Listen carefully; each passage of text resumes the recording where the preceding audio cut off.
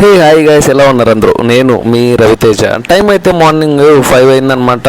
మనం ఒక 1 hour walking అయితే కంప్లీట్ చేసుకొని ఒక 1 యాపిల్ అండ్ బ్లాక్ కాఫీ తిని తాగేసి మనం జిమ్కి అయితే వచ్చేసాం అనమాట. మ్యాటర్ ఏంటంటే ఇంకో 45 డేస్లో ఒక కాంపిటీషన్ ఉందని తెలిసింది. దానికి ప్రిపరేషన్ స్టార్ట్ చేయాలి.